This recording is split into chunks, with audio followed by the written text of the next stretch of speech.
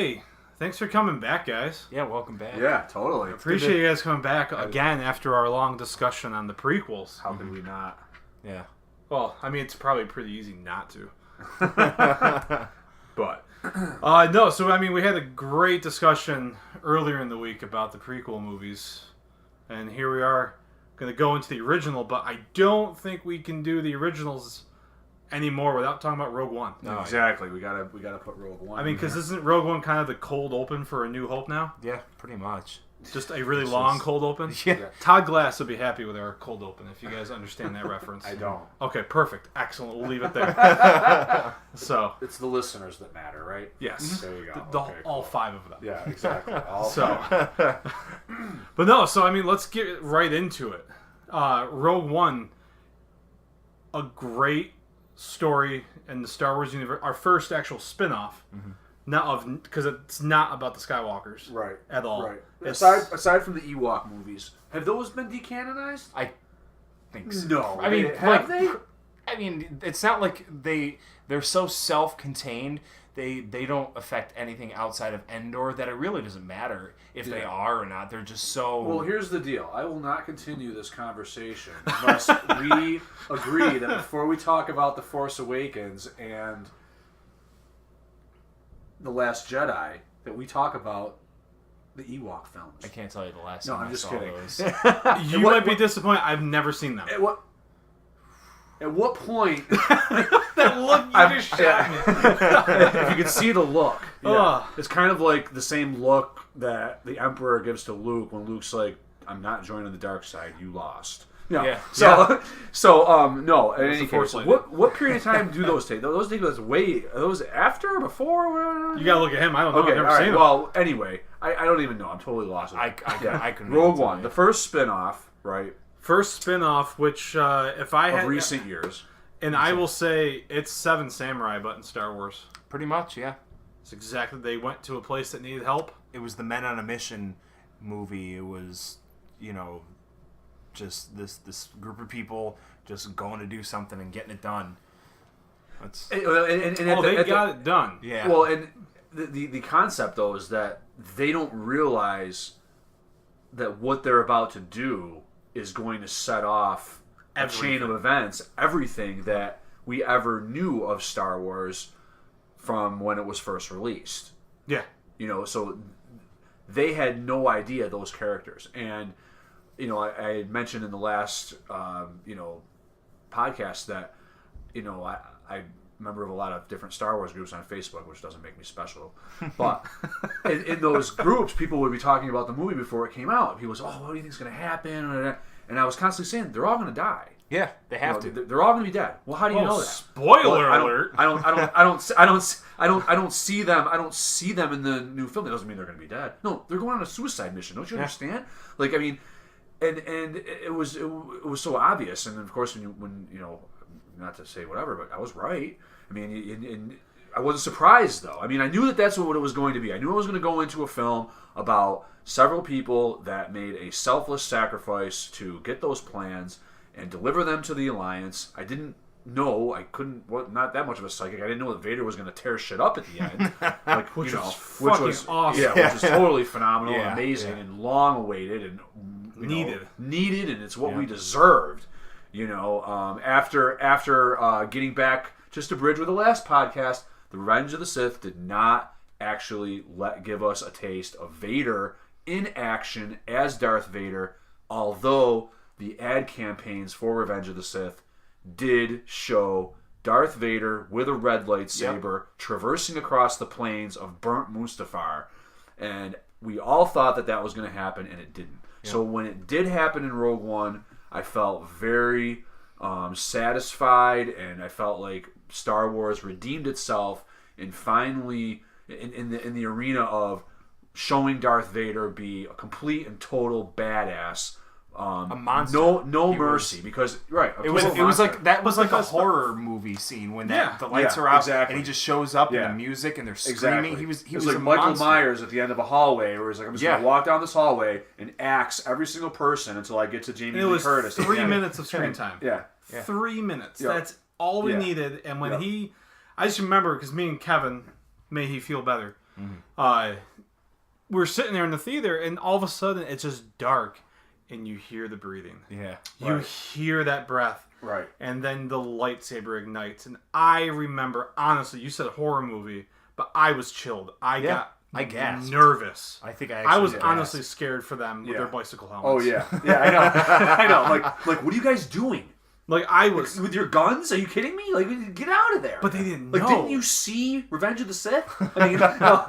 But it was just so good. And it wasn't the fact of just him swinging his lightsaber. Like, I honestly felt that he massacred those people. Yeah, that was... Slaughter. You were terrified. Right. Absolutely that terrified. Went down... I mean, they did... You know how, like, in Star Trek, they do the book reports on the captains. He's like, I studied it. That's what they did. It's like Captain's log. I studied the massacre of of that event. The Darth Vader massacre on that ship. Like that would have been an event in the social studies books in Star Wars world. Okay, you know what I mean? Like, the one guy that got out probably was like, "Oh, this happened. This happened." Yeah, this exactly. happened. Yeah, it was the director. I mean, yeah. Oh, that was the director? I'm pretty sure the director... That was Gareth Edwards Edwards? is the one that pulls the lever that detaches the ship. Oh, really? Oh, yeah. Okay. I didn't know that. So it's the director. Fact, He's the one who wrote that. We'll have to verify that, Tim. We'll have to verify. Awaiting confirmation. Yeah, awaiting confirmation. Fake news. Yeah. Sam's checking it out right now. No. Yeah, right. Yeah, we don't need any alternative Star Wars fans. No, so... Rogue One was a total triumph. I felt. Agreed. It was an experiment, and it paid off. It was great. It made money, of course it did, and it was just. What was great was it was so familiar, but it still felt so different. Like little things like.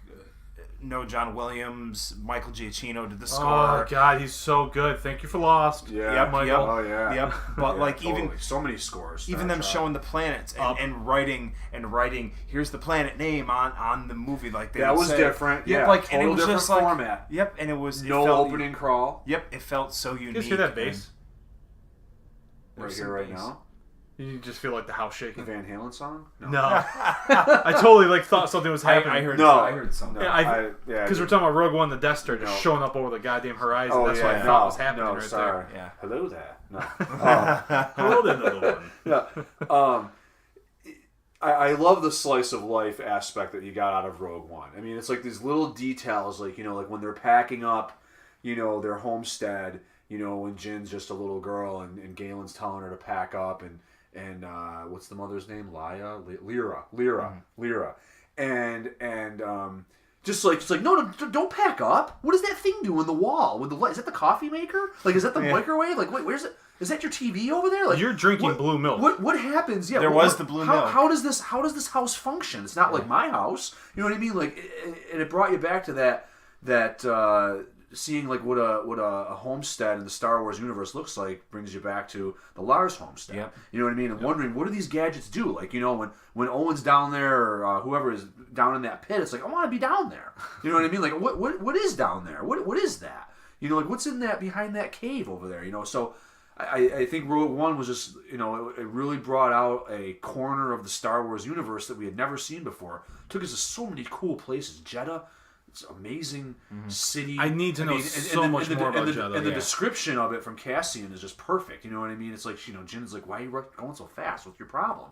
And he's like, this city is about to blow. And it's like, you weren't even like, he's so right. Like, it's like a pressure cooker. You know what I mean? Like, you get that sense that, like, they're in this really dystopian, like, they're just like the scum of the galaxy is like really like just the temperatures are high and you got the stormtroopers patrolling instilling it's like that martial fear. law. It's like, you got that guy in the beginning that really that guy that Cassian says, get away, you're a liability to me. You know what I mean? The guy with his arm. Yeah, the spy guy. Yeah, that spy guy. Can't climb the wall. Yeah, you can't climb the wall. It's like, good, you got to get rid of him then. You know what I mean? It's like he's like, and that just established, this character. It's like, that he's good because that he's part of the Rogue One team that ends up going. You've seen the previews. He's part of the Rebel Alliance, but yet he just like off this guy. Yep. You know what I mean? So like it really set this tone that like this is not the rebellion's not all the people that you think it is. Not everybody. It's not some pure old lady like Mon Mothma walking around. Not everybody's like these old honest people like General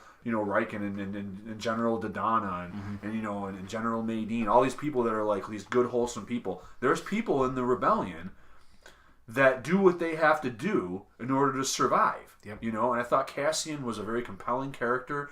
He has that one monologue where he talks about how he's not new to this. Yeah, he's been doing this since he was 6 years old. Yeah, yeah. You know what I mean? And that just put so many visions in my head, like this young Cassian having like maybe a Bruce Wayne moment where he's watching his parents get gunned down. Yeah. Who knows where he came from and what propelled him to get to that point?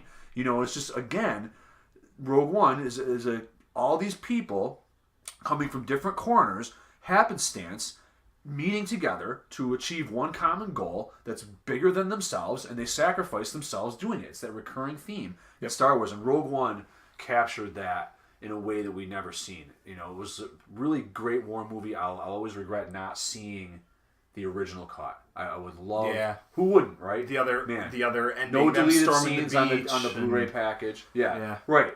Yeah. All that stuff in the trailers. All that stuff. Yeah. I mean. Yeah. How can we see that? You can't, and you never will. Yeah, no. Oh, okay. I didn't know if... I mean, stranger things have happened in the Star Wars universe. I saw the trailer, like her walking across the top of the sail, and the TIE fighter comes up. Nope. Her and Cassian run across the beach, and she has the hard drive. She's got the plans. Attached to her belt, and the AT-ATs are shooting at her. Yeah, I mean the whole thing. Lyra was a Jedi. She originally was written to be a Jedi Knight. She was supposed to be a Jedi.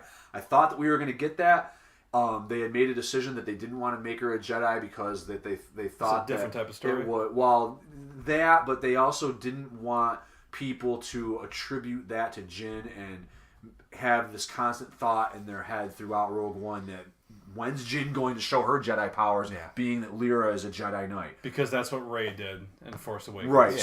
So they eliminated that out. The necklace though is a kyber crystal. So I mean, how did Lyra get it? I mean, there's probably a backstory in a book that I can't subscribe to, as I've just... Well, I don't even think it doesn't have to be that. I mean, they went to Jeddah just to show, I think it was more to show, we love the Jedi because they have their lightsabers and they're so good.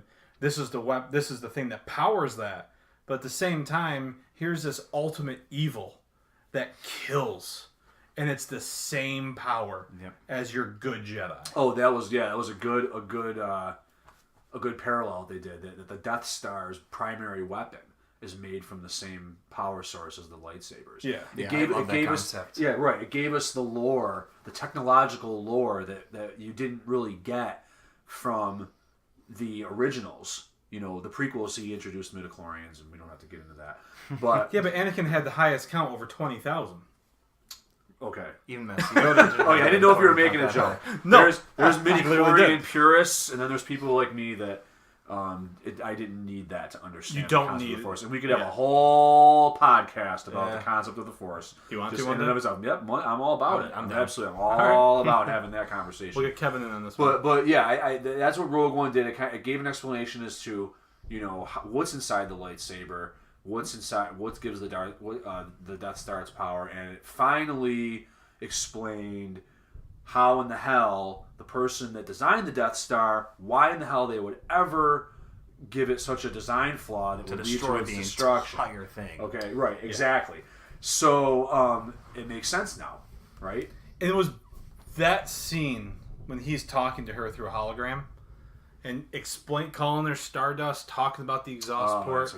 Such a beautiful scene, and the whole time that the Death Star is lining up right above Jeddah. Yeah. Oh, I loved it. And I guess that's the other thing I loved about this movie is every time we saw from A New Hope to Return of the Jedi and to Force Awakens, when the Death Star destroys something, you never saw it from ground level. Yeah, you always saw it from space. Right. In Rogue One, you are on the ground when that planet is being ripped apart. Yeah. And that was, I just remember just sitting there because it wasn't 3D, but it was like a big, almost like an IMAX screen I saw it on.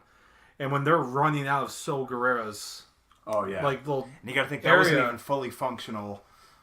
That wasn't full even full power. Yeah. This is just a demonstration. I was just like, holy shit. Yeah. You felt that, and for them to then fly away from it, you're like, okay. At that moment, it's like, here's the weight. here's the power of what we're actually doing right now. Yeah. Because that was also the first moment that all those characters were together and under the same message, on the same page. Right. But I don't know. I guess Rogue One was really good too. I'm a big Shadows of the Empire person. I heard. Do you know where I'm going with this? There's a rumor that the battle above Scarif, that Dash Rendar's ship is flying around the battle. I've looked for it. I've seen. Yeah, I can't find the ship though. No, that's from Rebels. Oh, that's from Rebels. Yeah, no, like Dash Rendar from Shadows. That like he's part of the Alliance, and apparently his ship can be seen. Okay. I've looked for it the 7 times I've watched the film. I can't find his ship anywhere. Google image it. I tried. It's not there. Oh, okay. His ship is in the New Hope Special Edition though, so he's still. It's in one of the newer Mos Eisley scenes. It's just flying around so he's still. God damn it! I gotta find that now. He could still be or Sunday in canon now. What was it, the Outlander or the Outrider or something? Something, yeah. Yeah, something like that was the name of the ship. God damn it! Now I need to find it. Pardon my French. But no, it was good. It was a great way to end the Carrie Fisher thing, whether you like it or not. It was a good way to have it literally be like, I think this is the time. I think that I don't know, it didn't. Something about the face. It didn't. It wasn't complete for me. Yeah, it like Tarkin worked in small doses. He was in it a lot more than I thought he was going to be. Which I loved. Didn't know Tarkin was going to be in it. I remember seeing in one of the trailers like the back of his head, and I could tell. I was like, oh, that's Tarkin. I wonder how they're going to do this. Yeah. And his role as governor in this film. Yeah. And what is he in A New Hope? Grand Moff. But Grand Moff. He was like, I think it was like the same thing. But I mean, I doubt he got a promotion. So she calls him Governor Tarkin in A New Hope. Yeah. Does she? Yeah. Because he's I think he's the leader of the regional. She tells him how she recognizes his foul stench when she charming to the last. Yeah. So I think he was the leader of the governors. So they all reported to him, which would still make him a governor. Yeah, I mean, he could still be a governor and a Grand Moff. You know what I mean? I think he could probably still be both. Yeah. You know what I mean? It's kind of like being like, the president, or not the president, but something, and then also being like on the board somewhere or something. Like, you can have both titles. Okay. You know what I mean? Because I thought this whole thing that happened with the Death Star and the death of Ben, I can't remember his character name. Director Krennic. Oh, yeah. Krennic, Orson yes. Krennic. Orson. Yeah. I thought that's what promoted him to that new title. Krennic? Yeah. Yeah. But, yeah, I like how it tied in. I thought that was great because I left the theater going, I'm in A New Hope. Like, it's there. It's crazy to also think, though, that none of that was mentioned before. Well, it was. The second sentence or something in the opening crawl of A New Hope is... It mentioned the spies. It says it's the rebel forces striking from a hidden base have won their first victory over the Empire. And that's... I guess, actually, that's all you really first need. victory, that's all you had. That first victory was the Battle of Scarif. Yeah. They got the plans, and they struck from their hidden base, because the Empire didn't know that they were on Yavin 4. Yeah. And the one thing, I mean, when you mentioned the hologram, because I gotta give my critical side. In that moment is where I wish that they had written in a reason that Jin left the hologram behind. Yeah, why don't you just grab it? Just grab the hologram. It's your father. You haven't seen him in 20 years, and he just gave you the most important information that you've ever heard in your life. Just in my mind. Well, no, I mean, Cassian's like, so where's the hologram? She's like, I left it there. I don't have it anymore. You know what I mean? It's like the place is blowing up. Yeah, ding dong. Like, why didn't you grab it? Like, so I mean, obviously, they needed that because to propel them. Well, they needed that to suspend Cassian's skepticism over the whole thing. Yeah, they needed that doubt. Wasn't really an enemy, but that's fine. They could have kept that. I just wish that there would have been a better reason for Jin to have left it behind. Yeah, because I thought that was kind of like in that notion. You know what I mean? That why would you leave that behind? That's so important. Even if you didn't even get to watch the whole hologram, it's the only memory you have. It's a well, I can't say tangible, but it's a visual representation of your father. He's still alive. You know what I mean? Like you didn't know if he was alive or dead. Yeah, that's a good point. Yeah, and that whole delivery from Mads Mikkelsen is just outstanding. Yeah. You know, man, I just love that. So Rogue One, classic, Great. already a classic. Loved Yeah, it. I love it. It's one of my favorite Star Wars movies, to be honest. Yeah. it's for sure. It's top 3 probably. Here's the conflict that I have with Rogue One in my house, though. Having just a baby, you know, he's almost 3. We watch The Force Awakens all the time. We watch A New Hope all the time. I put on The Empire Strikes Back one time with him, and you don't realize how dark that film is until you're watching it with a little 2-year-old that loves Star Wars and is totally into it. And he's like, I am freaked out. Anyway, can't watch Rogue One because it's so everyone dies. It's got a lot of violence. Yeah, it's got a lot of violence and explosions in it. So I'm like inching my way towards it. You know, I haven't watched Rogue One in a while, but and plus that Vader scene is. Oh yeah, that's you know what I man. mean. And he knows Vader. I mean, you know, so you know we'll get there. We'll get there, but yeah. Nice, cool. Yeah. Now. Directly into the thing that got one's all next? of us. No. I think it's the Ewok movie, right? Ewok Is the movie, next yes. one? When are we Next going in to succession. We cannot continue. No. So now we go right into the movie that made all of us. I dare say who we are. Yeah. In a sense. Yeah. Yep. I mean, won't disagree. Can't disagree. It's just when I think about it though, it's like, you know, and I think and Dylan can relate because you know we haven't gotten there yet, but as we discussed in the last segment, the first one I saw was Return of the Jedi. So I mean, for me that is what grabbed me first. But we wouldn't have had Jedi without. Well, of course not. So I mean, right. So going back to watch A New Hope, you know, of course that's going to when you take it in a different way. Yeah. You know what I mean? It just kind of sets a different tone. You know what I mean? For me, A New Hope was like almost like, for me, A New Hope, this is the best way to describe it. I'm kind of having an epiphany right now because I never looked at it this way before. For me, A New Hope was a prequel to Return of the Jedi. Yeah. You know what I mean? I was like, how did I get to this point? How did Luke get to this point? Oh, I gotta watch these earlier films. Okay. And that's how I was in the mid-'80s. So, yeah, but A New Hope, classic. Mm-hmm. What do you want to do? Yeah, what is there? there? We've already said so much said? about. I mean, New Hope. we could just take a second to talk. Plus, we about, lived it. We lived it. Yeah, we lived. So. Yeah, and You know we, what? Right. And we That actively reminds used me it of How all I Met the Your way. Mother. Yeah.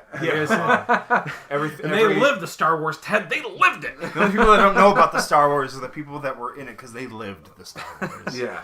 I mean, I guess the thing I love most about New Hope, I think that probably got my mind going as a kid, was how all it ever did to me was make me ask questions and never really answered anything. Yeah. Right from the start, it's, who's this man in the dark cape? Why is he after this girl? Oh, now they took her. But there's this message. Who's this Obi-Wan Kenobi? Who's this farmer boy? Yeah. Now they have to go to Mos Eisley. What's this? A Who's space his port? dad? Who's Han Solo? What's the ship? What's the Kessel Run? What's a parsec? Right. Yeah. Why is this battle station not a right. moon? It's all these questions. Yeah. What are all these people doing in this bar? You know what I mean? Yeah. What is this bar? Sure. You know, what are they doing in this city? You know what I mean? Like, why is he there? Why was Chewbacca and Han there? You know, like, right, all of those questions. It's just great, and I'm almost wondering the Han Solo film, if it ever actually gets made, finished, if it's going to end with them going into that cantina in The New Hope. Maybe they're probably going to find a way to make all of these off stories tie in. Perhaps that way. Perhaps maybe you know, his job for Jabba will be. Finally know what that was. Finally know what that was. Yeah, I mean, he, you know, why he owed him the money. Had to drop. Well, he had to drop the shipment. Yeah, because he was scared of the Imperial Imperials, right? Yep, so he had to drop. Right, so he had to drop the shipment. So, yeah, I mean, the thing about A New Hope, when I think about it, and all the originals, really, is how I received it as a kid. You know what I mean? So I feel bad for people that didn't have a childhood experience with Star Wars, because like you said, it made you ask a lot of questions. You may not have had that curiosity and be driven to ask those questions if you had first watched Star Wars when you were 25 years old. You know what I mean? You won't, because you look at you wouldn't. You'd be like, oh, this isn't. You know, and plus you absorb through much you absorb so much just through pop culture. It's like, oh, everyone, even people that have never seen Star Wars, know Darth Vader is Anakin, is his father. Right. They know what Yoda looks like, so there's no surprise there. Right. but Oh, we forgot to mention one of the most important things from Revenge of the Sith leading into A New Hope. When Anakin catches fire, Obi-Wan walks away, just takes his lightsaber. yeah, he's like, oh, thanks. And then in A New Hope, he goes, "This is your father's lightsaber. Well, you got to forget about the part. part, but you got to forget, right? But Anakin screams it to him on the beach. He's like, "Give this to my son!" Oh, that's what he's yelling? Oh, I mistook it as "I hate you." yeah. That's the Selective. You gotta read between the lines. What he was saying was, there's a lot of subtlety. Give to this to my son when he's older. I want him to have this. Oh, God damn it. I was so wrong. In between all the other lies he was spewing. But that that when I think of A New Hope and what it really all kind of means and what really sets the tone is that exchange between Luke and Obi-Wan on the homestead when Obi-Wan first gives Luke the backstory of what happened to his father, what truly happened to his father, because that right there sets such a mood, and without having, if you had seen Empire and Jedi already, you wonder, what is he talking about? I want to see that. What is this Clone War? You know what I mean? Yeah. And until the prequels and the cartoons came out later, which kind of just turned Anakin into this idol, this celebrity, you kind of had this idea that, they're all very mysterious. You know what I mean? Mm-hmm. And I still, latch on to that. Almost like monks, they're Right, just like right. these. Like they were legendary. You know what I mean? Like, no one, only 3 people in this whole galaxy may have ever met Anakin Skywalker. You know what I mean? Like, these people are gods. You know what I mean? Yeah. That's what I took as a child. You know what I mean? Watching A New Hope for the first time, and I'll tell you, nothing freaked me out more is seeing those charred up skeletons outside of the homestead. Yeah. Well, I mean, we can thank Boba Fett for that. Yeah, well, in theory, yeah, in theory. Vader totally confirms it in Empire. Well, that and the insertion of Jabba's scene into Docking Bay 94 when you have Boba Fett walking by adds to that theory that he was the one that disposed of Owen and Beru. I saw a great painting online the other day of Owen and Beru. They're walking outside of the homestead. You can tell that they hear something. They don't know what it is, and they're kind of walking out of the homestead, seeing all the soldiers and some AT-ATs coming their way, armed. That's awesome. I mean, Well, you got to think and you see you don't see their faces. You see behind them. So you know what I mean. You can't see the fear in their faces, but you know that that's the moments before they're gonna get. And you got to think there were the flame troopers in First Order for Force Awakens, so maybe they got those. Oh my God, they could have things gotten from alive. I mean, right, exactly. Well, Boba Fett has a flamethrower. Yeah. Well, that, and I mean, you just as a child, and even now, you're geez, what the heck happened to that? What did they do? Did they burn him alive? See, the way I see it is they explode. They locked him inside the homestead, and they torched the building, and they all burnt alive because they're crawling out. So it's like the door probably finally opened. Oh, they dropped a thermal detonator in there. It's horrible. Yeah. Do you think Hodor was standing in front of that the whole time? Probably. Hold the door. Yeah, basically, maybe. Yeah. I don't know. I hope I didn't just spoil something. Maybe it for was you guys. maybe it was a droid. Maybe it was Hodor D2 or something like that. Well done. That'd be a great thing. And to cosplay podcast as. is done. No. Yep. That'd be great going to peaked. Comic-Con as a Hodor D2. Hodor D2. Yeah. So, what can you say? I mean, so much more was to happen after A New Hope, right? I mean, it set the foundation. When you think about it, it's a very small movie in terms of it's like you're in this grand space epic, but like I don't want to say so little happens, but it's the Tatooine and then the Death Star and then Yavin. And that's the whole movie. It's literally 3 spots, 3 little locations that they go to. So much happens, but so little actually kind of happens in that movie. But all these little actions have like these grand repercussions, which is like the theme that we've been saying in these episodes is that it's the chain reaction. Like these little things happen, everyone meets up here, and it snowballs, and it just blows up literally in New Hope. Death Star. I mean, blows what up. if Jabba had sent someone else to get Han and not Greedo? Yeah, you know what I mean. I mean, there's so many different different reasons why it couldn't have come together. If Obi-Wan hadn't have kind of silenced Luke when Luke said, we don't have to sit here and listen to this. I can pilot our own they, plane. They could. He's like, you know what? You're right. Let's go. Let's go. I mean, it would have been over. You know what I mean? If Chewbacca hadn't been hanging out there, and of course, let's not get into it too much. There's a theory that Chewbacca was working for the Rebels the whole time with Obi-Wan Kenobi, and that they were meeting up in that bar on purpose.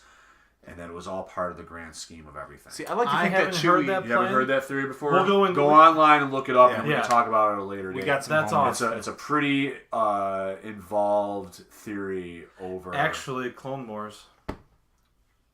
Okay, don't spoil it for me, because I still Well, haven't That watched it. makes sense now. Chewie Chewbacca knows- showed up in Clone Wars. Oh, okay. Chewie knows the So- Jedi. Well, what Yeah. they're doing is, what Lucasfilm is doing, not to interrupt, is they're taking all these fan theories and they're saying, that'll work really great for our show. Let's make the fans happy, and we'll, Pretty and much. we'll just do it. Yeah. You know what I mean? That's And basically make it what's actually happening. official.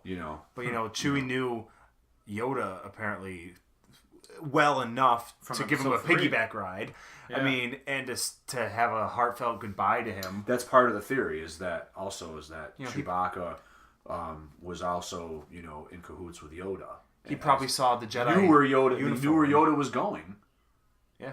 He probably saw the Jedi uniform and struck up a conversation with old Ben. He's like, what are you doing here? He's like, well, we're looking for a pilot. Yeah. And he's like, and Chewie's like, follow me. Yeah, Interesting. God knows. But- Maybe Chewbacca and Han hang out there every little once in a while. That's the time they hang out there, just in case Obi-Wan needs to meet up with them at that time. Kind of like the masking tape X on the window. You know what I mean? Our X-Files podcast is in a few months. Dude, So- I fucking love X-Files. Yeah. So, But so no, Death Star I mean- blows up. Darth Vader flies away, and whatever. Right? And spins Chewbacca off. doesn't get his medal. I was going to say, I never got a medal, but you two bastards did. Yeah, we didn't give you a It medal. was in it was the getting musical either. polished. And We didn't give him a medal, did we? No. No, of Just course like in the not. movie. That joke never came to light in the musical. No, No, we it never... Did it? Did you Because just like look you- around and shrug or You something? two or- bowed, and Jody put the medals on you guys, and then I bowed over, and she just slapped me in the face. Oh, really? And I spun around. I must have sound missed that part. I slapped. must have been. I think our backs I were... must have been acting or something. We were- No, I we think were- it was the we were- glow of your gold. I was really around into your my neck character. That was blinding I was your enjoying eyes. my medal so much that I missed the slap from Jodie, who played Princess Leia in Star Wars the musical. But So- now we're into Empire, Yep. and it's cold when that movie starts. Oh yeah. No, it's hot. It's hot. Hot. So, yep. And one of the great corrections that they made was to smooth out Mark Hamill's face. Because he got into a boxing accident. He lost a boxing Was that a match. car? I'm joking. It was I was like, I was like, what are you talking He just about? got the crap beat out of him. Yep. So he had scar tissue, which is why they had to incorporate the Wampa scene, Which is great. which was awesome. Great idea. Obviously, it totally worked and it still stands. But then when they re-released it on Blu-ray, they digitized out his scars. Yeah. So I didn't even notice. something that they did. Actually, now that I think about it, when I watch Phantom Menace, he's not the puppet in the Blu-ray. That's Yeah, correct. Yoda, he's Right. CG'd. That's Yeah. right. Yeah, Because good point. we didn't mention it, but God, that puppet was awful. Yeah. But no, I think Hoth was awesome. Probably the two best things for me from Hoth, going back to when we mentioned the other day about the song that you were trying to write to the love music Oh yeah. for Han and Leia. Yeah. Just that stuff through Echo Base was great. Just that back and forth, because you could tell they both cared for each other. Yeah. But it was just that back and forthness, and I love just seeing that base, because every time I play Battlefront and I'm playing in Echo Base, just that's what's going through my head. Yeah. Is we are being invaded. Are you playing that on Xbox? I have it on PlayStation Oh, why aren't we playing? because we're recording. Oh, well, no, I mean, outside of these recordings. Let's do it. Okay. I got my two I family did- members in Rhode Island that would definitely play with Oh, us. okay. Oh, yeah. All right. So, yeah, it's all. I like it for that reason. And second is the first movie is just, I'm a good guy, I'm gonna win. I'm a good guy, I'm gonna win. And then all of a sudden Hoth is like, no, we're gonna squash you. Yeah. And they really face a defeat that, as a kid, you're like, whoa, what is happening? The only downfall I have from the whole defeat of Hoth, though, is we lose the shield generator. They storm the base. But then we just have Luke, who's just over the hill. He's just like, hey, here's all my friends. Yeah. And they can take off safely. So that was one of my only big problems with that scene. But it was good to see good guys lose. Right. Yeah. In the sense. Yeah. Well, they needed to. They needed to in order to muster up the energy and the vigor to come back and take it away. Yeah. You know what I mean? So. And just seeing Obi-Wan as he's losing his consciousness say, go to Dagobah. Yeah. Again, that whole question thing of what is Dagobah? Who is Yoda? What is this? Right. All of that was great. Is there another Jedi out there? It's Right. like, I didn't even think that. I never went through my head. Oh my God, there's another Jedi out there. Yeah. But yeah, I thought that was great. And then this is years ago when you really revealed to me the entire plot of Empire Strikes Back is because of the damn hyperdrive. Yeah. Everything happens in that movie. I will say everything happens in that movie because of the hyperdrive. Luke's story is a little different, though. To me, this is where he would have been on Dagobah a lot longer if it wasn't for that hyperdrive. Yes and no. This is where I feel my theory of Luke is actually evil starts here. Okay. But that's just my opinion. Okay. I don't know if you guys feel the same way I don't. about Luke. I think that I don't think he's evil. I think that we'll find that he is definitely seen that the Jedi path has led to tragedy. Yeah. In his life.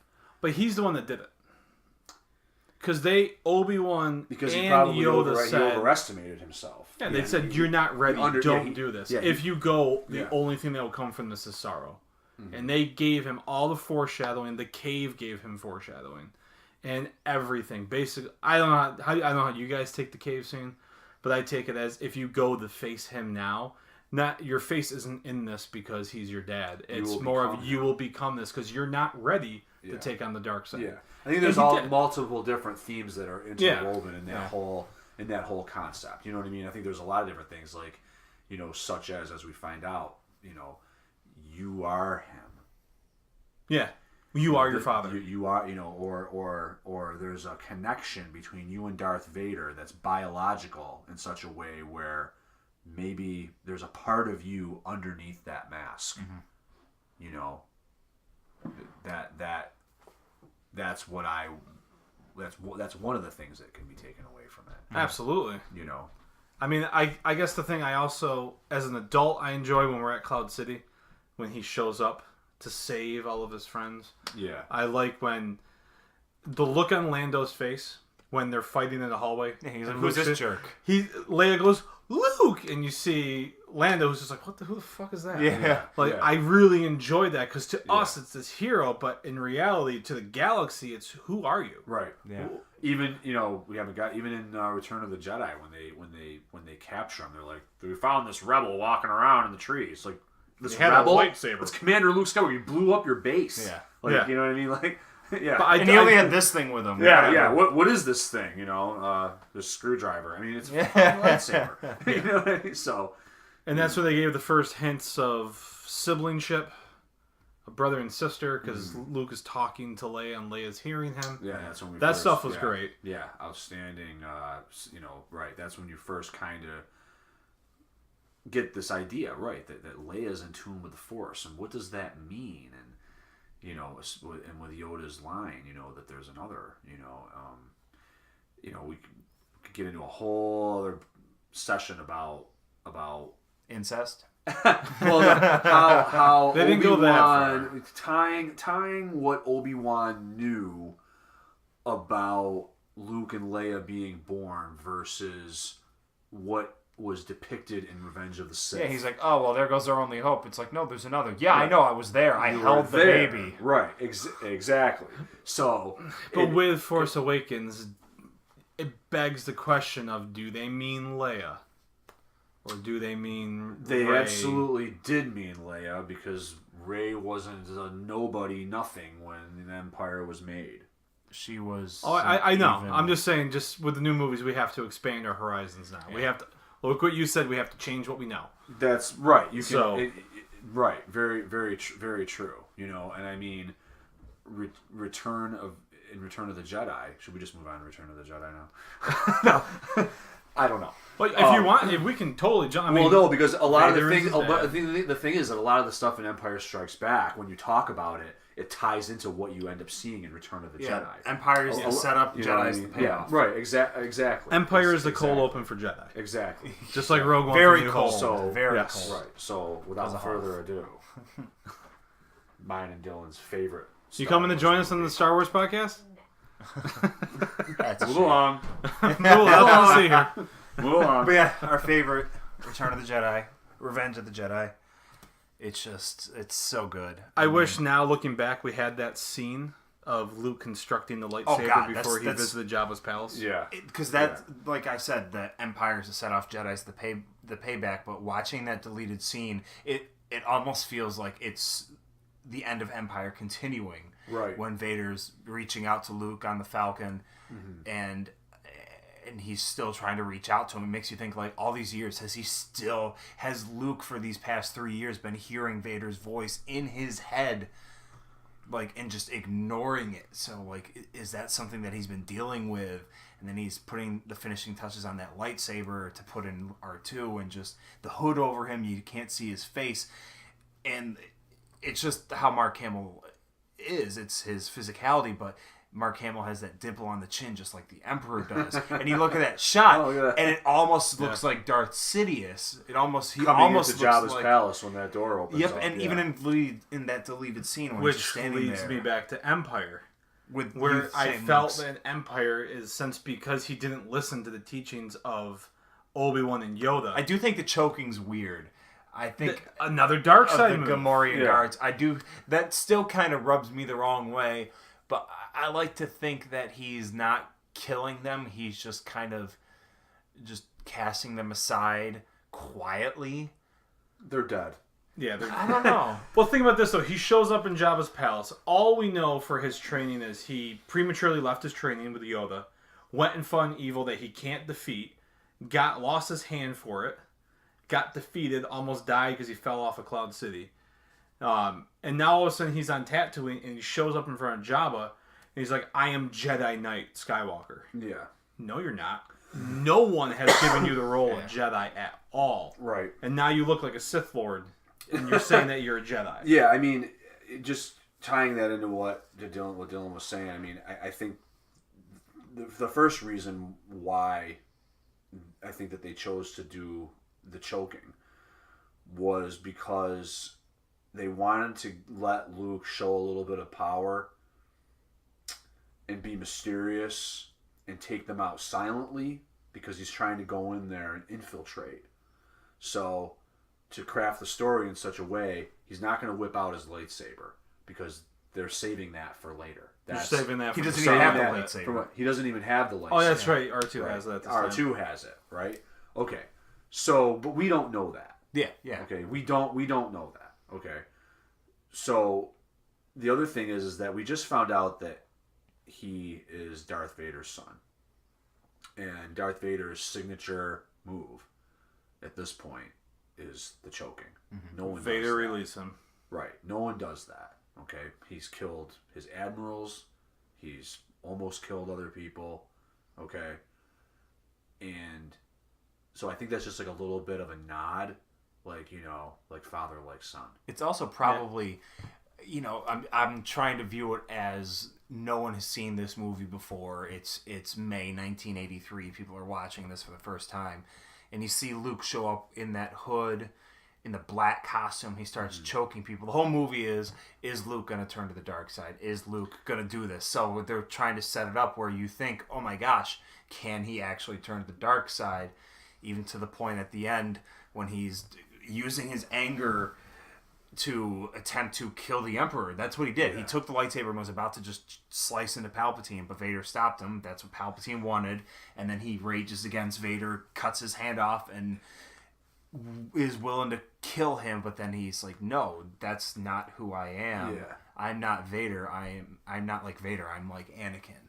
So I think it's more of a, in terms of a movie storytelling aspect, they're trying to make you think that he actually could turn to the dark side by wearing black, by choking people. Yeah, I never put that together. Like watching, I mean, I could see that symbolism now. Yeah. But like watching it as a little kid, maybe it's just the the hero aspect of stories. You know, when you're a little kid, you know, you just there's the hero and there's the bad guy. Yeah. The hero's gonna win and the bad guy's gonna lose. Yeah. You know, I never like thought about, well, he's wearing black. You know, oh, he's choking and that might make him be bad. That concept didn't really come into my mind until that that comic that came out after the fact, where Luke does pretend to be bad to get closer to the Emperor, who was clones, reconfigured through the dark side. You know what I mean? Isn't it called? Oh, I can't remember. It's not Shadows of the Empire. It's Dark Empire. Dark Empire or something like that. Yeah. The cover of it is you could look it up. It looks like it's Luke Skywalker, but he's wearing a suit that's very reminiscent of Darth Vader's suit. Interesting. Yeah, and since now, obviously, that's been decanonized. Yeah. So it's right. So, but you know, and then of course, you know, we have the Last Jedi coming, where there's a lot of hints of, you know, the Jedi must end. Is he going to be bad?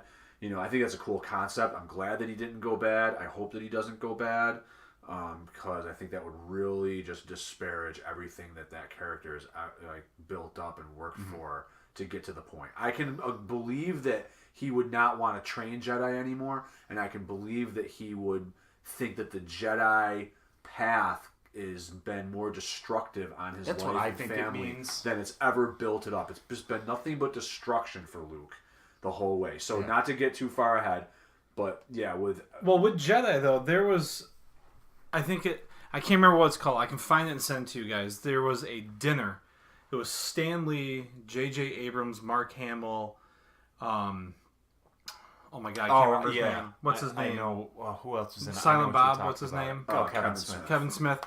They're sitting down and Mark Hamill's talking about how he went to George Lucas for Jedi, and he's like, I think my character should turn evil. And he actually pitched the idea of the way that Anakin looks in Revenge of the Sith, to have Luke look that way. And he explained why, and all the reasons that were mentioned about him looking evil and doing evil things. And George actually thought about it and then said, I can't, because of merchandise, because of the toys, because of all this. And the people who bought that were kids. That's who wanted the stuff. And that's where all the millions of dollars came from. Yeah. And if he turned a hero into a bad guy, they wouldn't have sold any merchandise. So it never happened. Right. So in my mind, and in that, I don't know if did you see the video? Yeah. J.J. Abrams and Stan Lee both turn and look at each other with this look when he's saying this. So in my mind, I'm going, oh, J.J. did Force Awakens, so that might be part of where they're going now, of Luke being evil. Perhaps, yeah. I mean, you know, I hope that he doesn't become evil to where he's a full-blown opponent of Rey.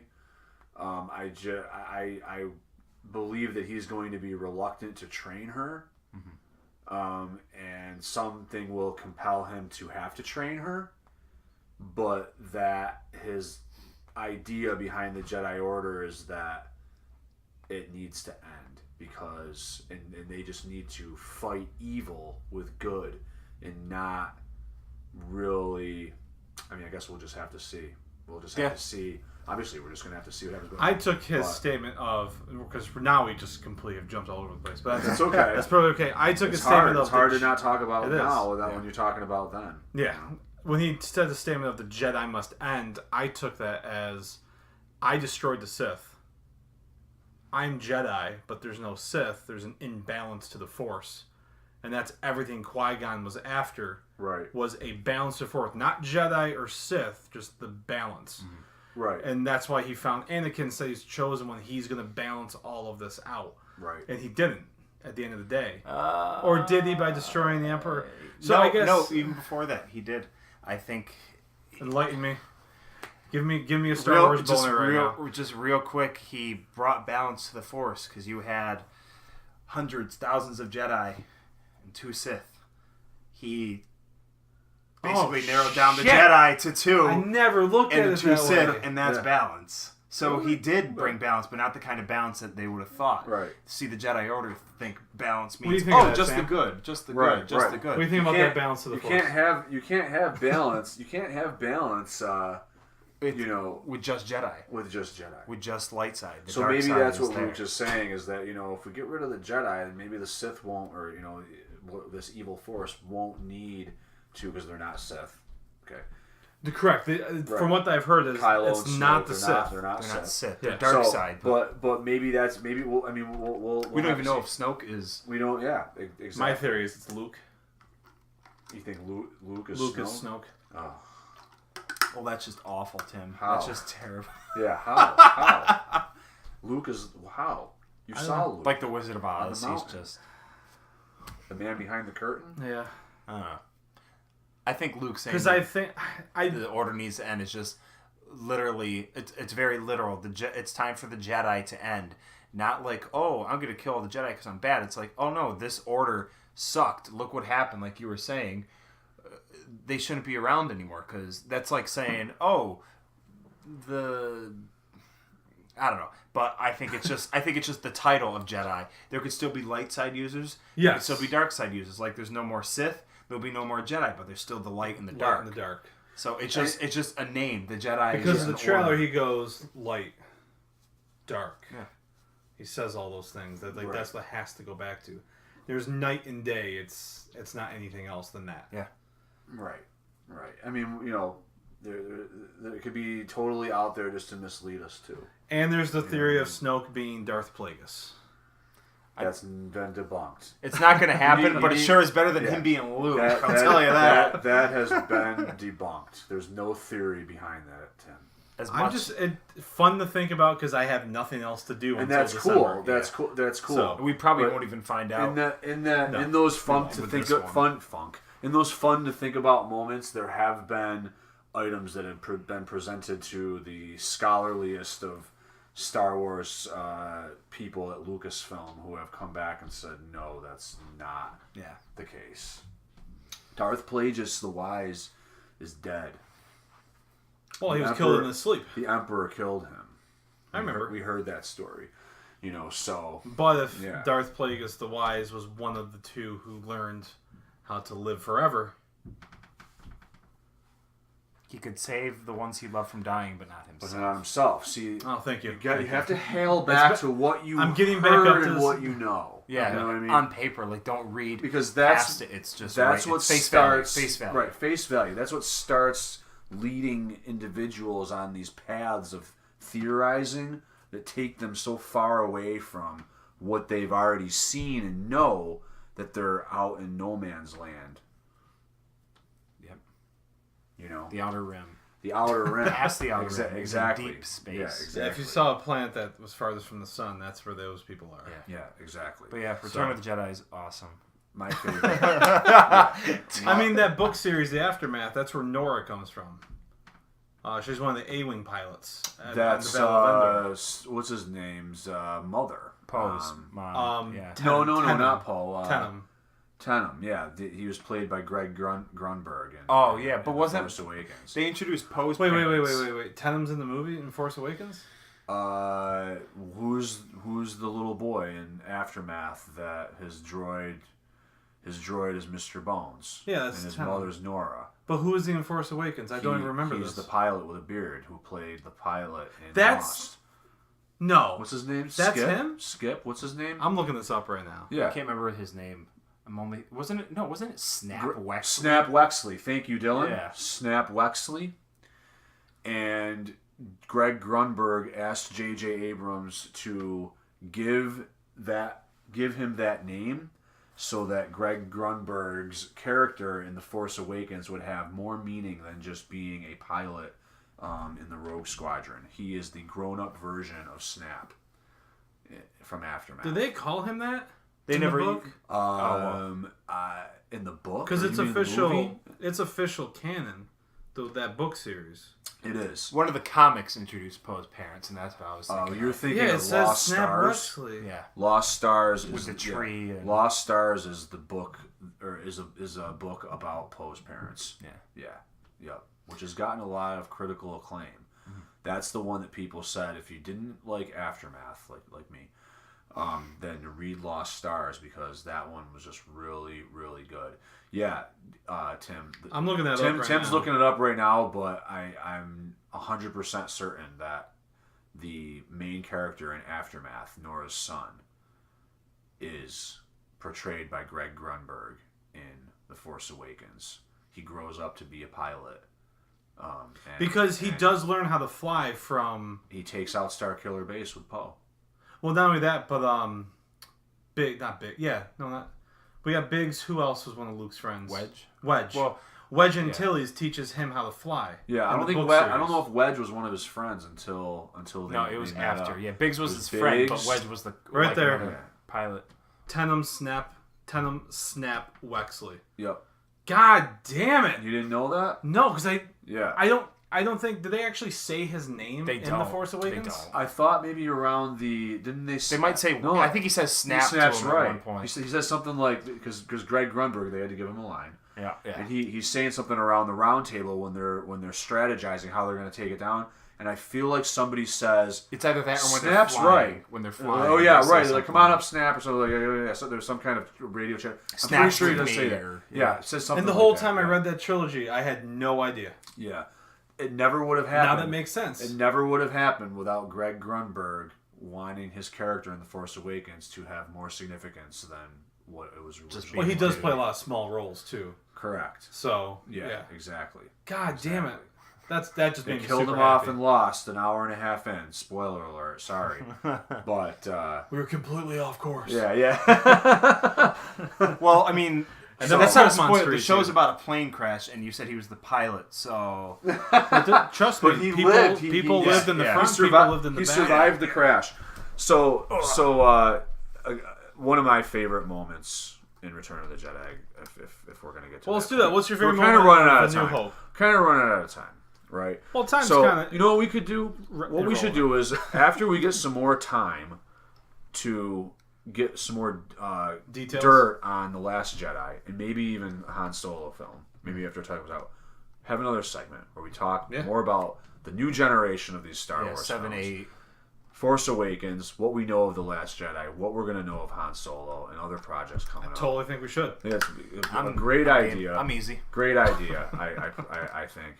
Because in our world right now, listeners, it's actually 4:30 in the morning. Okay, so... no. It's 4:30 in the morning in 2008, so we just know about these things down the road. Yeah. You're listening to Star Wars Stardate 2008.01.22. No, what was your favorite moment of A New Hope? My favorite moment of A New Hope. Oh man, you know what I love? My favorite moment of A New Hope, and I am going to mention something to tie it into The Force Awakens a little bit. My favorite moment, I think, of A New Hope, and it's a tragic moment, but the music is what drives it, is when Luke returns back to the homestead after he realizes that his aunt and uncle are going to be targets for the Empire. And he goes back, and there's these rolling strings in this orchestra. And it's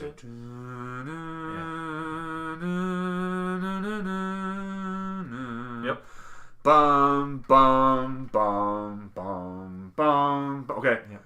That's the moment, and you know, the smoke is wisping across the plain, and the homestead is burning. That, and you see Luke staring, and he's dejected, and that is the beginning of the rest of his path. That's when he knows what he needs to do. He's not there for another harvest. He's not there for another harvest after that. Now he knows that his mission is to go to the academy. To go right. He knows that his mission is to go with Obi-Wan now and to learn the ways of the Force and to go to Alderaan and become a Jedi Knight like his father. He knows that that's his moment, and it's when that music rolls. That is one of probably my favorite moment in A New Hope. Now parallel that in The Force Awakens when Rey knocks down.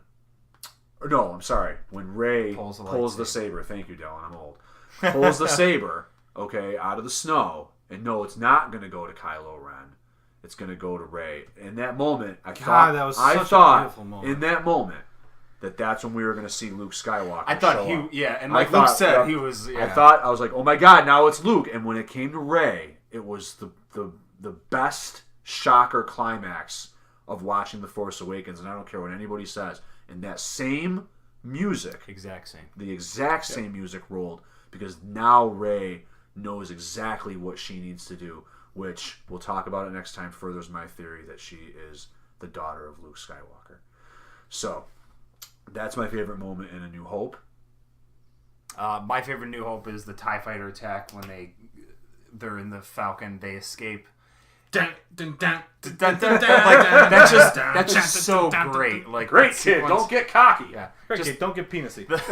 the models. Oh, it's so good. But the models, the tension, the music, like I love that. I love that scene. It's just awesome. It's just so cool. So great, right?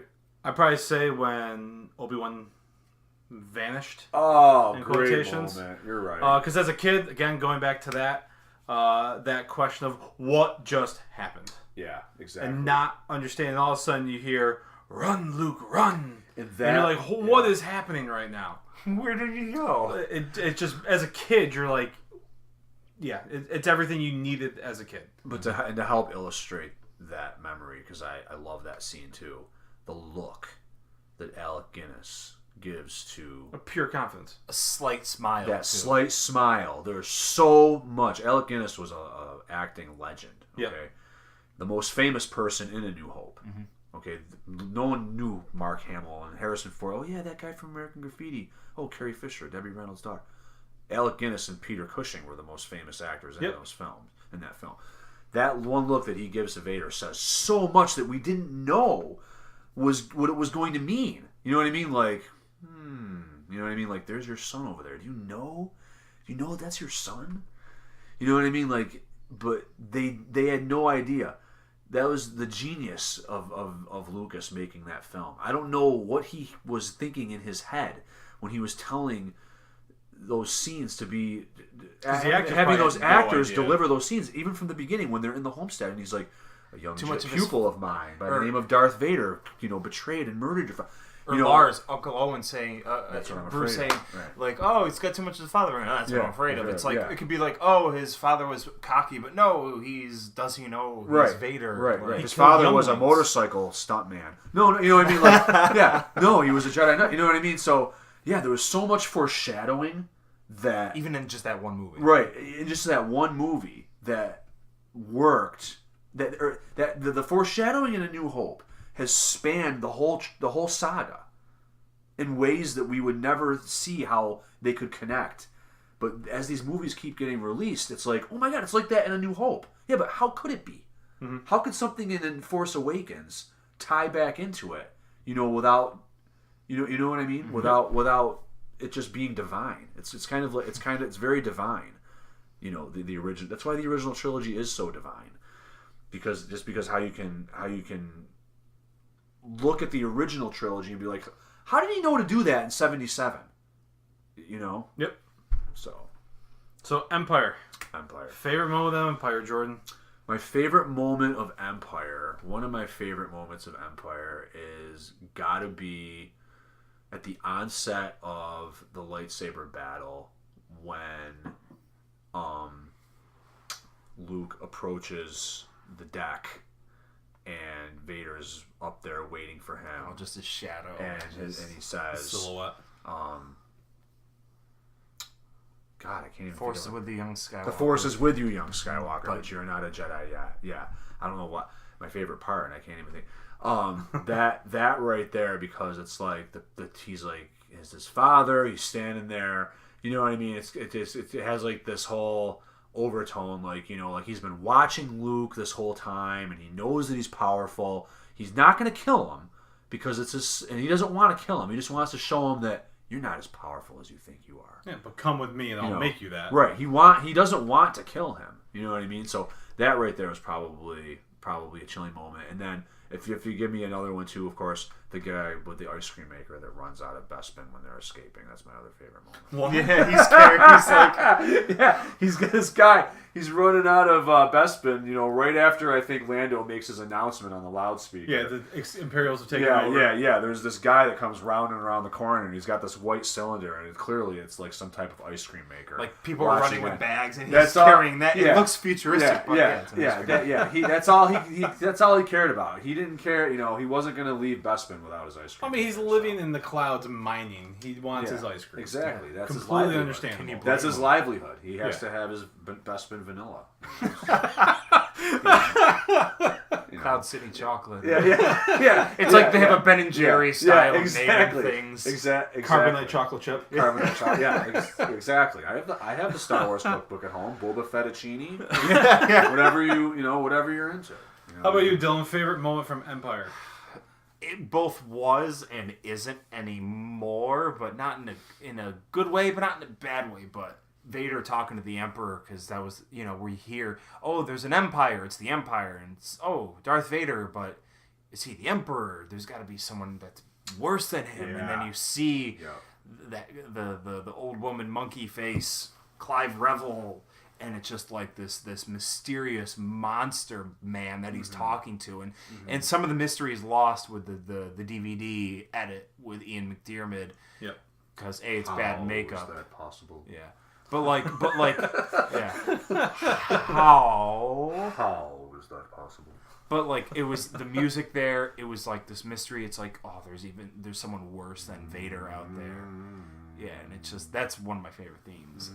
But my favorite moment is almost the exact same scene you're talking about, but it's when that Imperial Guard comes in and interrupts Vader with his helmet off. Oh yeah. Not the fact that he interrupted him, but it showed that there was actually a person. Grand Moff Jared.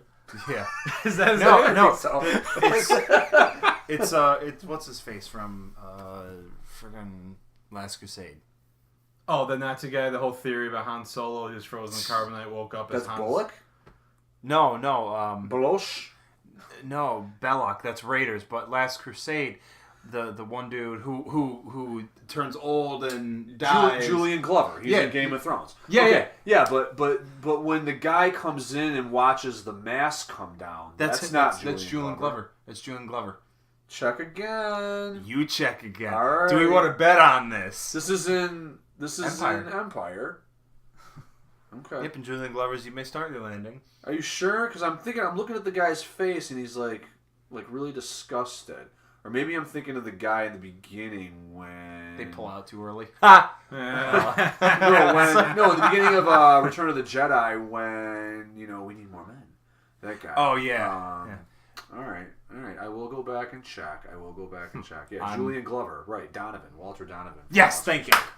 Yeah. I couldn't think of his name. Yeah, Walter Donovan. But yeah, no, that's great. Yeah. No, I just like seeing the actual human under Vader's helmet, because as a kid, you saw the monster Vader. You didn't actually think of him as a human. Is he a robot? Is he an alien? Yeah. And then you realize he's just really pale and there's something wrong with his face.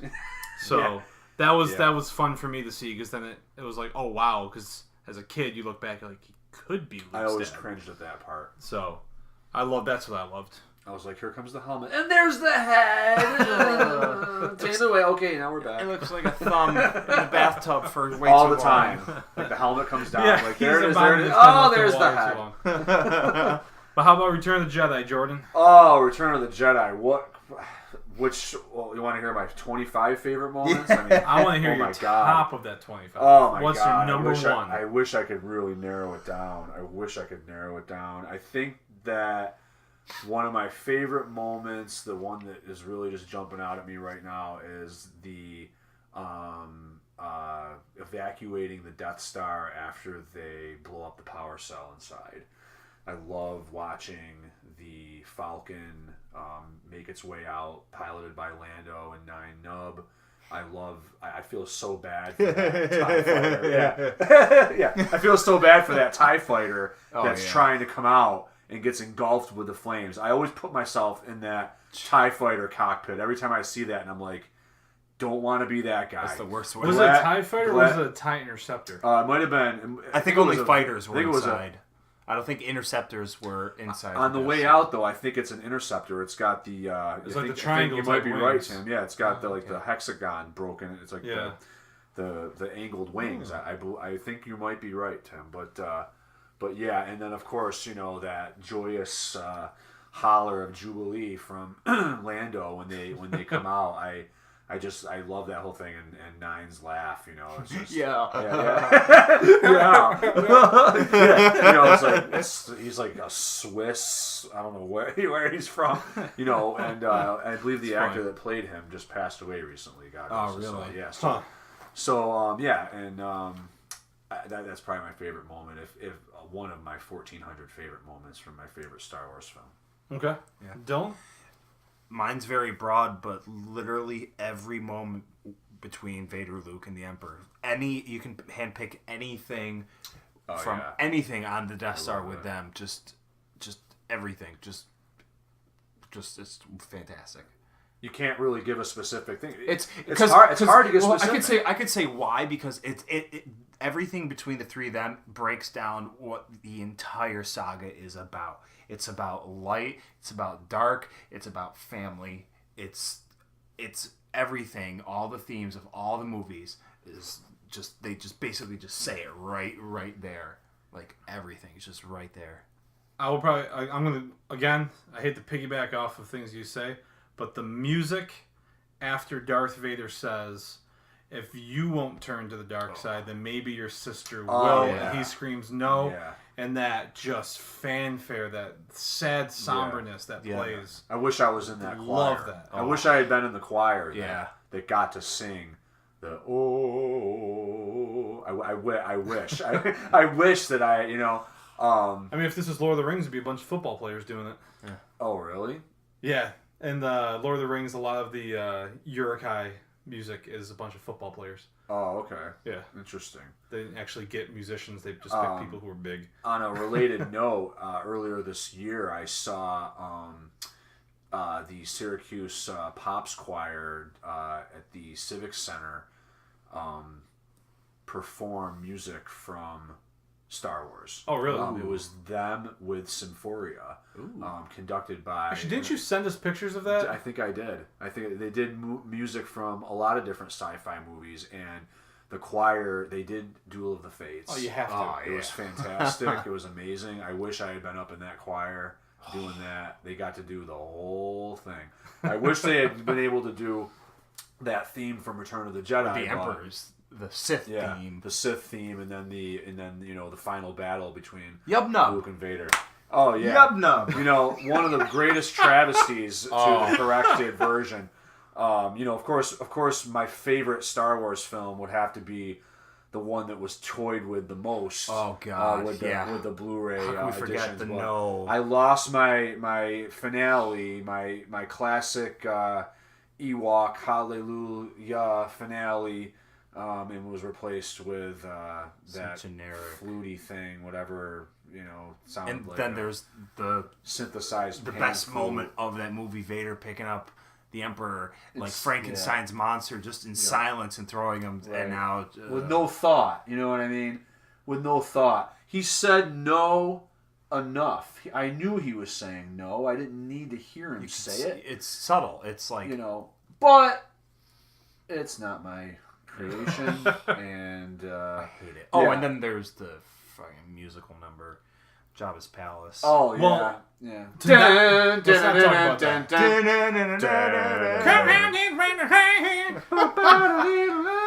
Although I do like Boba Fett macking with the alien girls, that was added because of the special speak edition. about music in a good way, because you were going good with the orchestra. Yeah. But I think two things that I want to end with for me for music would be. That's what I loved about the Force Awakens trailer that came out like October-ish 2 years ago. The music in the Force Awakens. All of a sudden, that trailer's playing. You see Kylo looking at the lasers going through, but then it shows the Falcon flying through Jakku, and the Han and Leia theme plays. And I remember the moment that theme played, I shivered. I had goosebumps. Yep. I had to keep watching that trailer over and over because I was like. It's going back to what I remember as a kid. They're going to tie me back into everything. I would argue that the trailer that started with Luke's dialogue from Return of the Jedi was probably the best Force Awakens trailer that came out. When he was like, I have it. Right. You have that power too. Yeah. I felt like, and it's just my opinion, I felt like that was the most poignant Star Wars trailer for Force Awakens, and way more poignant. It's probably the most poignant Star Wars trailer since the Attack of the Clones trailer, which, if you recall, it was only Darth Vader's breathing. Oh, that one was amazing. The inhaling was one scene, and then the exhaling cut to another scene. Yeah, and that it did one. that about 4 or 5 times, and then it ended with a drum roll and telling you basically Attack of the Clones. Yeah, that one was great. In a graphic that just kind of showed up. Nice. There was no dialogue. I forgot about that one. And like we saw Django, like it was there was no flied sound up. effects. He was flying Yep, up. there were no sound effects. Wow. It was that was actually that was a great trailer. And this look, Natalie Portman had this look on her face, so she's looking like, who the frick is she? She must be looking at Anakin. Anakin's probably saying like, I want to be evil and kill babies or something. Like, who knows what he was saying? And, you're just like, what is that trailer happening in this was film? No, he just wanted to You know what I float mean? CG apples to her. Yeah. She's like, are you floating this rotten pear at me?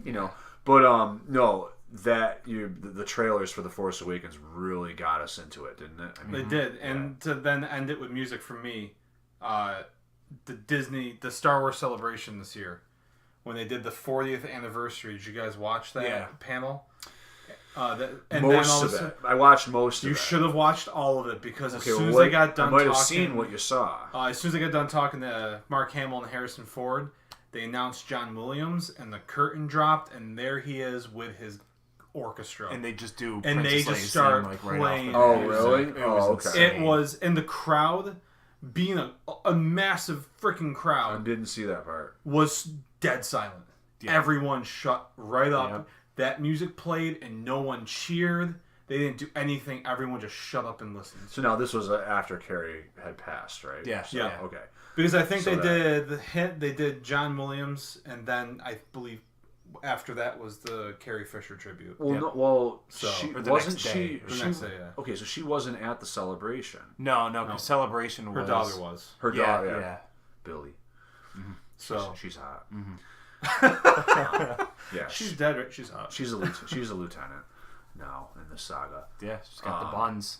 But yeah, Lieutenant Connick, I believe, is her name, or something like that, or something Connix or something like that. Yeah. but no, just that the music is its own character for Star Wars. yeah. Without it, we wouldn't have the emotional feeling that we have for Star Wars. Yeah. We need that. May we have many more years of John Williams, Or on at least Earth. have him record the next 12 episodes right exactly. now. And then they'll write the Exactly. movies to whatever the music is. Right, exactly. They should do that. They should do that. But do you guys have anything else before we wrap it up? Oh man, Star Wars is just great. It is. how can you? Yeah, thanks, Dylan. No, In a nutshell. yeah, in a nutshell, yeah. I mean, there's so much we could talk about, so much you could just continue to ramble on about, so much. Mm-hmm. I mean, how can you stop? But I'm looking forward to the next segment. Yeah. Yeah. I can't wait for it. We'll get let some more information bleed out. I think we're gonna have more questions than we do answers. Probably. Exactly. We could sit here and Which is theorize good though, for because a then it little means bit, I can't wait for the next one in 2 years. you know. I mean, mystery, as I learned from Lost, was my first real big discovery of this. Mystery surpasses the truth when it comes to these things. So I don't want all these answers from Last Jedi. So you I didn't- doubt we're going to See, get now, if you had watched many. the X-Files before Lost, I didn't. then you would have had that concept in your brain. So last year was Long my X-Files before. binge. Because last year, I was like, you know what, I'm going to watch it. And then I watched all of it. I think I got done with all of it from January to August. And then I went to Soundgarden, and they had like that 8 episodes. Yeah. The new ones Yeah. on Oh, Blu-ray. yeah. I picked it up and watched those. And now to do the I'm- movies. Yep, did the movies too. Now I'm just impatiently waiting for the next season, Yeah. which I don't know when's coming up, but they said it was. Yeah. Oh, okay. But we're almost on 2 years now. Yeah. Well, as far as TV is concerned, I'm ready for Stranger Things season 2. Yeah. So, Yeah, tell me about it. Lots of good things coming. yeah, lots of good things coming up. So, Heck of a time to be thank you alive. again for having Yes. me here. Thank Yeah, for you guys. having Thanks me. for thanks you for know. driving the 7 hours to get here. You know It's what? greatly appreciated. You're Going from lucky it Naboo was to worth Tatooine. it. Yeah. Yep, I was coming right from the set of The Last Jedi. I got a couple days off, so, Nice. you know. I just had to take my Lando costume off and get here. Well, no, thanks guys for joining. Greatly appreciated. And we'll Yeah. have to do another one. Yeah. Always totally. a pleasure As we to get meet more. a Jedi. Always a pleasure to meet a Jedi. Yep. Yep. No one can kill a Jedi. Kills all the Jedi. Yeah, I know, right? But as always, you can find us on Facebook at Screen Talkers Podcast, on YouTube at Screen Talkers Podcast, on iTunes at The Screen Talkers Podcast, Instagram the Screen. Nope, I take that back. Instagram Screen Talkers Podcast, one word, and all those on ScreenTalkers.podbean.com. That's all I got. Yeah. I never know how to end these things. Just remember, it's the most awkward thing. Just remember to put the seat back down. Exactly. Especially here, because my cat uses the toilet to get to the window, to look out the window. Trixie. So if you leave it up, she falls in the water. So yeah, please put the seat down and wash your hands. And in the spirit of Star Wars, everyone just go home and rethink your life. Yeah. May the Force be with you.